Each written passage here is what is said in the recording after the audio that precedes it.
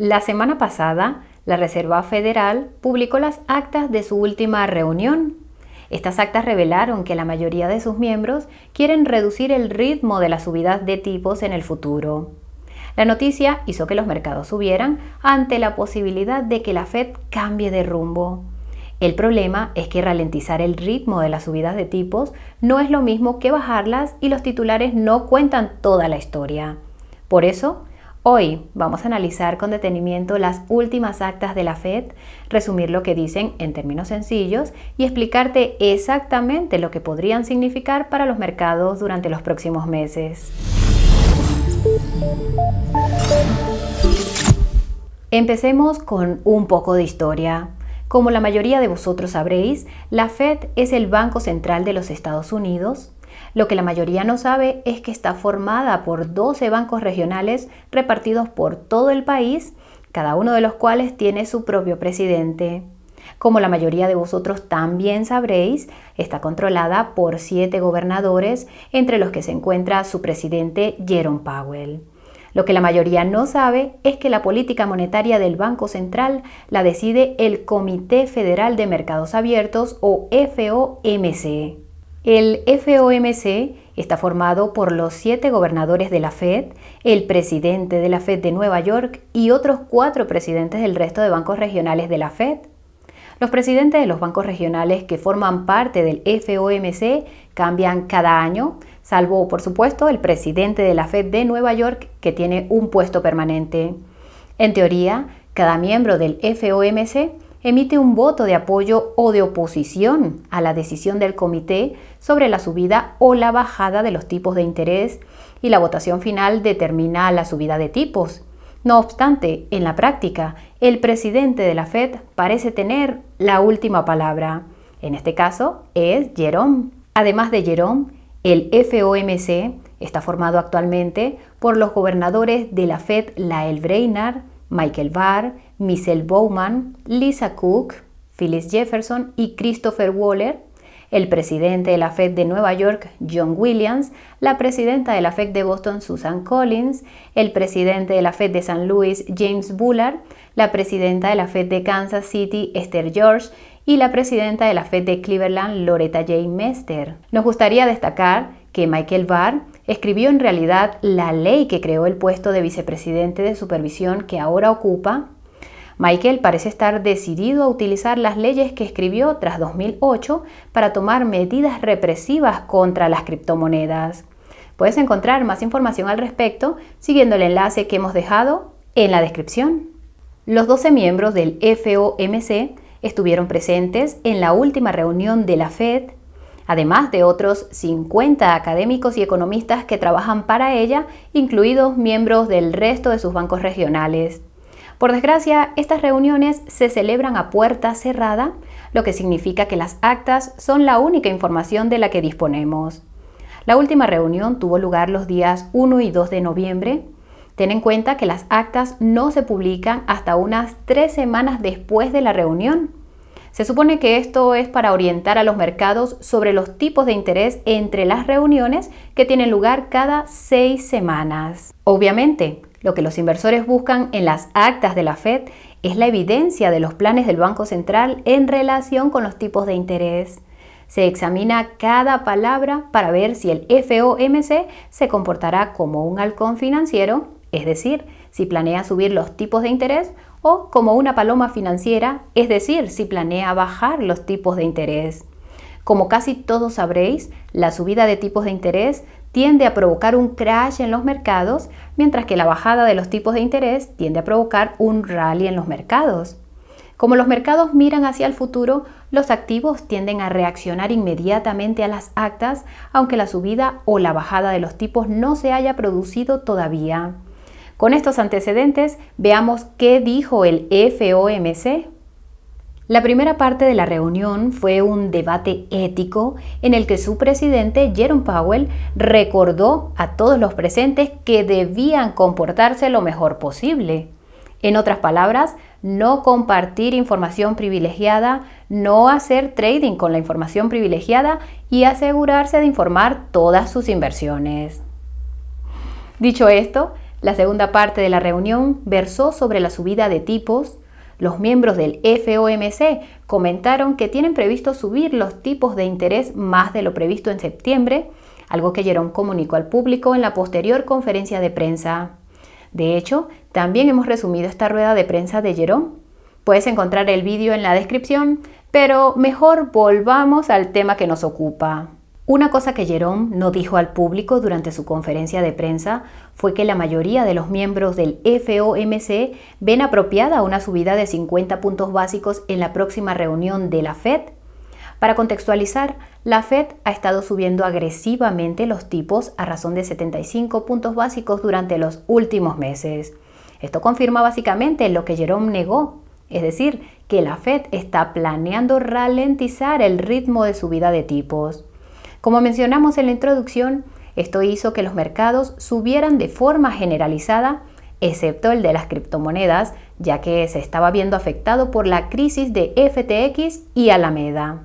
El FOMC también mencionó el estallido de los bonos del Reino Unido en septiembre y avisó que en los Estados Unidos empiezan a aparecer las primeras señales de alarma de un suceso similar, es decir, de baja liquidez. También se refirió al hundimiento de otras divisas frente al dólar, pero no entró en detalles. Lo interesante es que el FOMC revela que la Fed y otros bancos centrales están perdiendo dinero activamente debido a la subida de tipos de interés. Afortunadamente para los bancos centrales, técnicamente no necesitan ser rentables, aunque la Fed sea técnicamente una empresa privada. La tercera parte de la reunión giró en torno a la economía.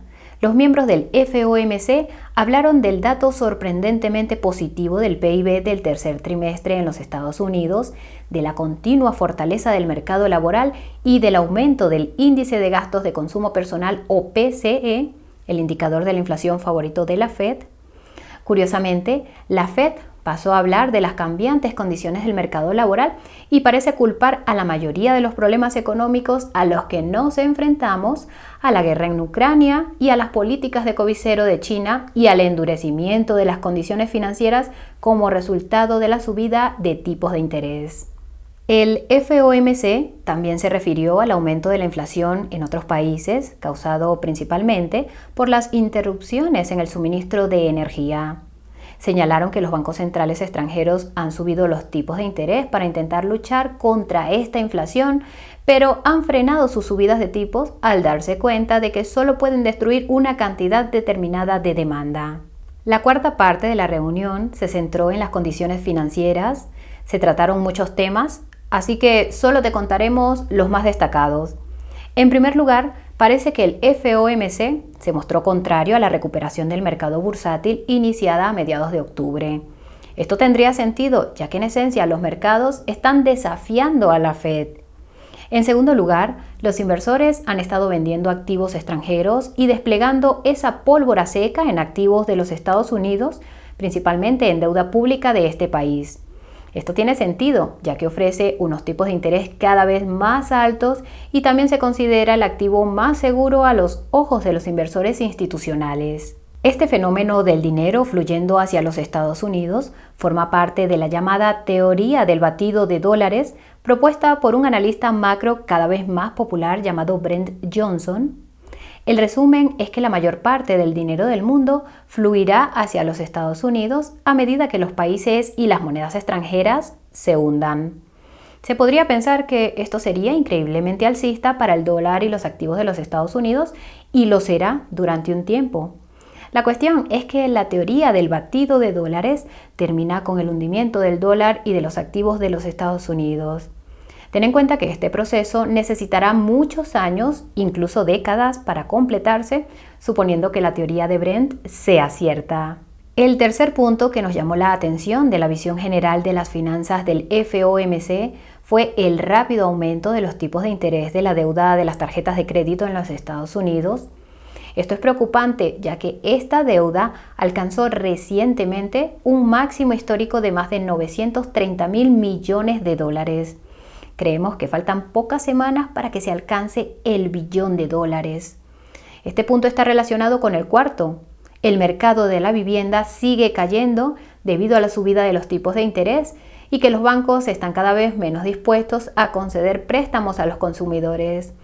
Esto es especialmente cierto en el caso de los préstamos para automóviles y los relacionados con las tarjetas de crédito, lo cual es comprensible dadas las estadísticas que acabamos de mencionar. En cuanto a la estabilidad financiera, las pruebas de estrés realizadas con los mayores bancos de los Estados Unidos sugieren que serían resistentes en caso de una grave recesión económica.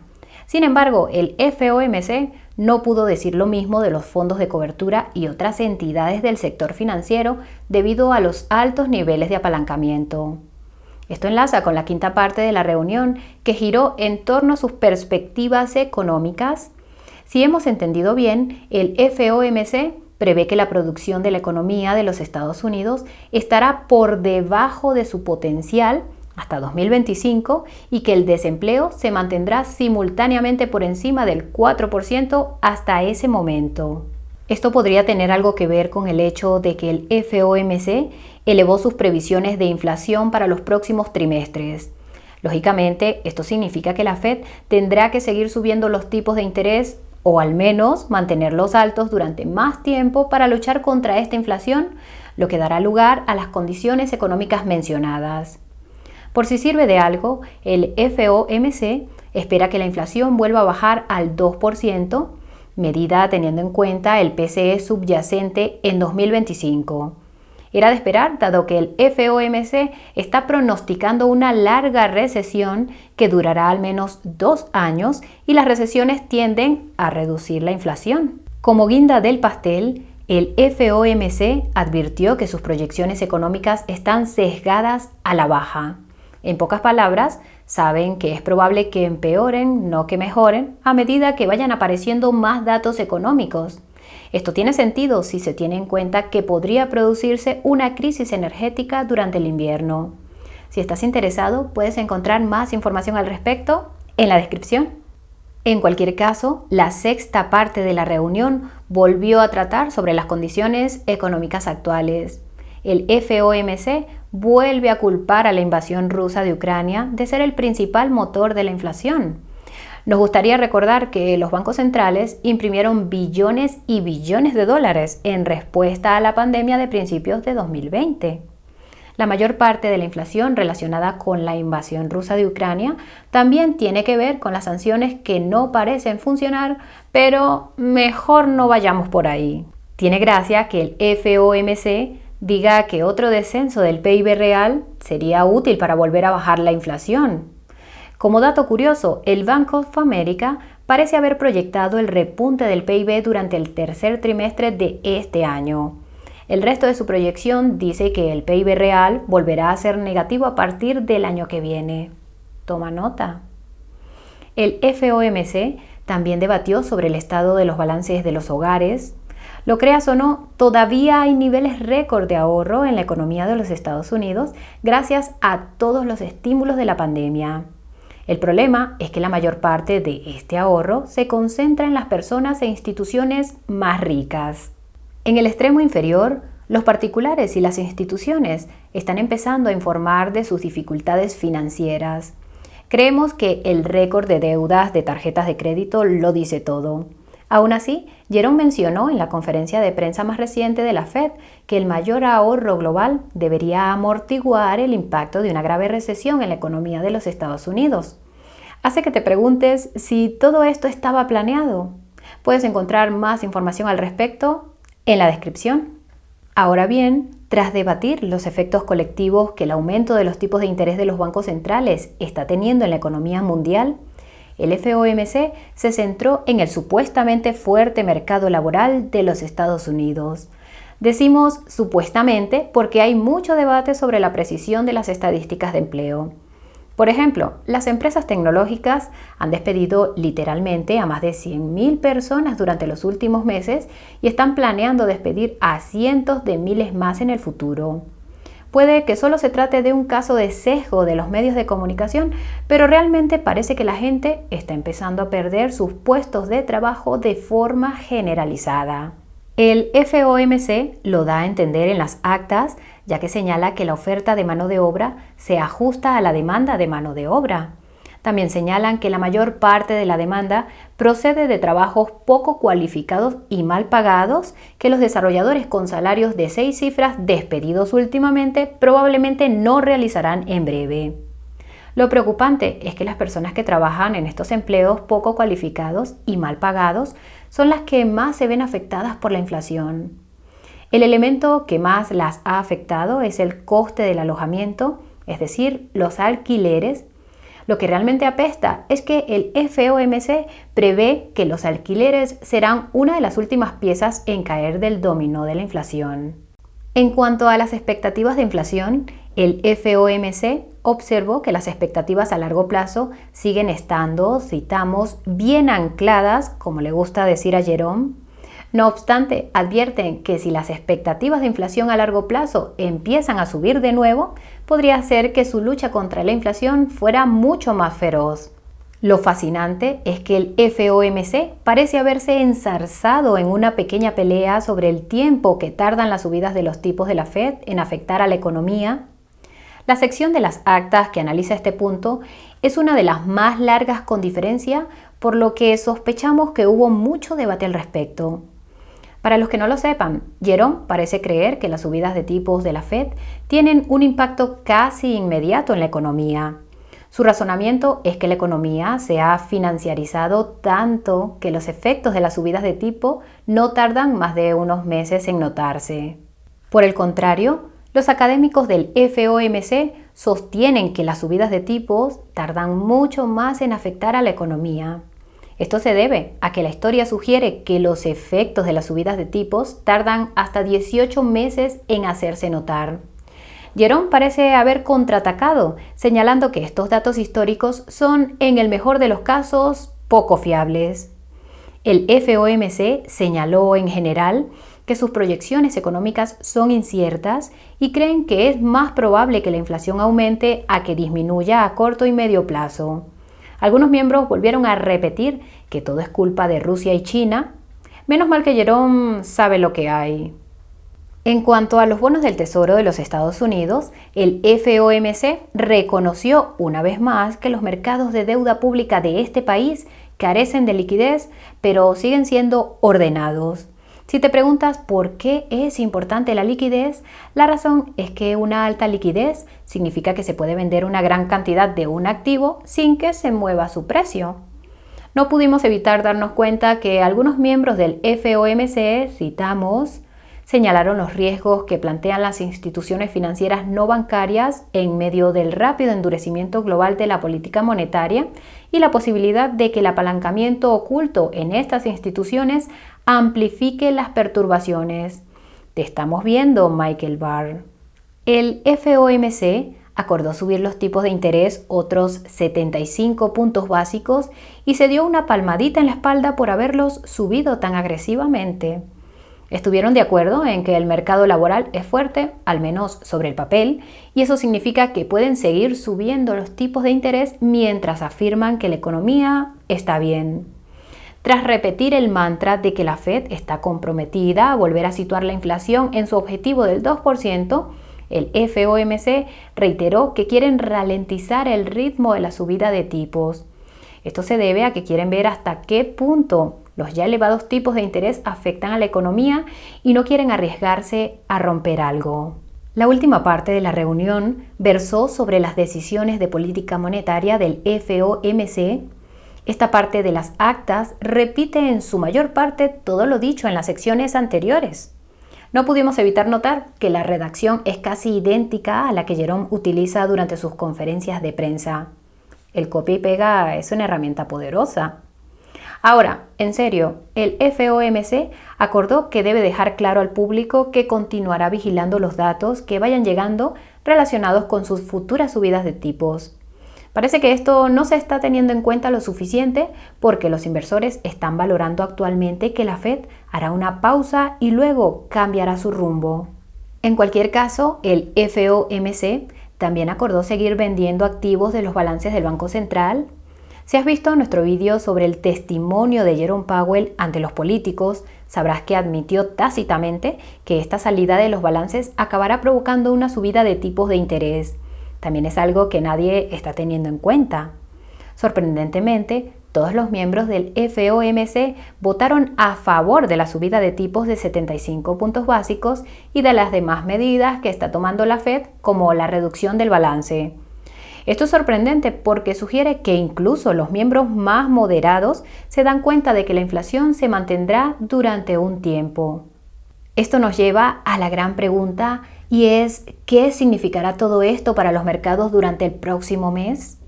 En resumen, podrían ir en cualquier dirección. Desde nuestro punto de vista, la Fed ha dejado claro que ajustará los tipos de interés en respuesta a las estadísticas de inflación y empleo. Por si no te has dado cuenta, las cosas no pintan demasiado bien en el frente de la inflación. Las grandes cantidades de estímulo, los problemas en la cadena de suministro causados por las restricciones de la pandemia y sí, la guerra de Ucrania y las políticas de COVID-0 de China parecen indicar que la inflación se va a mantener alta. No obstante, el factor más inflacionista parece ser la deslocalización de las cadenas de suministro. Las interrupciones de estas cadenas causadas por los factores anteriores han empujado a muchos países a empezar a devolver la fabricación dentro de sus fronteras, especialmente la fabricación de microchips. Si has visto nuestro reciente vídeo sobre el análisis de Goldman Sachs sobre el objetivo del 2% de la Fed, sabrás que es posible que entremos en un periodo prolongado de mayor inflación como resultado. Esto plantea la cuestión de si la Fed aceptaría una tasa de inflación del 3 o del 4%, y la respuesta actualmente no está clara. En cuanto al empleo, las cosas parecen un poco imprecisas. No somos en absoluto expertos en estadísticas de empleo, pero hemos escuchado en muchos podcasts sobre macroeconomía que se calculan de forma cuestionable. Lo mismo ocurre con las estadísticas de inflación, pero eso ya lo sabíamos todos. Esto plantea la cuestión de hasta qué punto se pueden maquillar los libros para convencer al público estadounidense de que el mercado laboral va bien, o más bien, hasta qué punto el FOMC puede manipular los números hasta que muestren lo que quiere. Creemos que será difícil mantener las ilusiones cuando los propios ojos del ciudadano medio empiecen a darse cuenta de que todo el mundo a su alrededor está perdiendo su trabajo. Estamos seguros de que los verificadores de hechos entrarán con toda su fuerza en este asunto, pero mientras exista la libertad de expresión en Twitter, la verdad se abrirá paso. Gracias, Elon. En resumen, van a ser unos meses con mucha incertidumbre tanto para la Fed como para los mercados. Suponiendo que la Fed reduzca el ritmo de la subida de tipos y haga una pausa a principios del año que viene, podríamos ver por fin algunas subidas en las acciones, las criptomonedas y otros activos. Dicho esto, tenemos el mal presentimiento de que vamos a ver un catalizador bajista que lleve a todos los activos mucho más abajo de lo que están actualmente. Un catalizador que sacudirá a los inversores minoristas hasta la médula y hará que los inversores institucionales corran gritando a los brazos de la Fed. Ojalá estemos equivocados.